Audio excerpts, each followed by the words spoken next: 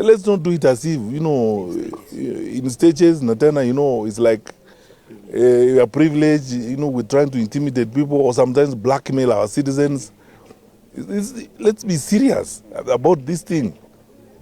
Perhaps a final one for me. I know it might still be early for a decision to be made, but why do you think we should be the flag bearer for United Opposition? No, those are the kind of arguments that I would make when we are seated in the meeting of the United Opposition. Now here, I've been addressing policy issues. I've spoken, for example, about the reduction of capitation to schools, especially day schools. By the time we left the government, we had crossed the 22,000 mark. Now you're reducing it by by nearly 50%. You are now talking about 12,000.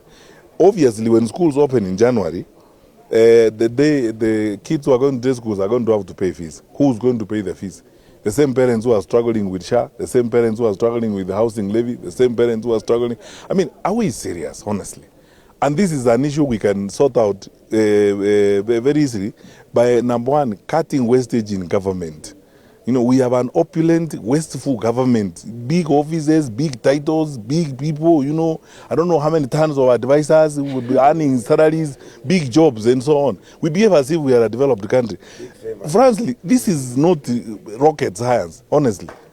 Which country in the world that wants to go serious does those kinds of things?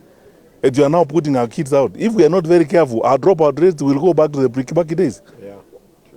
Because you see, what are you telling me? If we are playing games around, using language and semantics. They don't want to say, look, we are going to abolish for example, examination fees and so on and so forth. If you told an ordinary parent to spend 5,700 to pay for exams, 5,700, how many parents will manage that? This is common sense. You don't need philosophers around the table to help you. You look at the context in which you are working on. Look at the challenges you have. You find a way of saving resources and putting them on the criticals. The criticals in this society are education, health, and then from there, security. So you look at how you can mop up resources and put them in the criticals. So this is not the time when you have a truckload of advisors, everybody who's, collect every political stillborn and make them something. And we call them what, so on. Then in the process, you are paying them money, they are driving around government money and so on and so forth. Then people are flying around the country in choppers and so on, telling, empowerment. The IEBC is not prepared for a proper voter registration. We are all hoping that during the mass voter registration, then opportunities will be provided and we'll have more capacity within the constituencies to do the registration.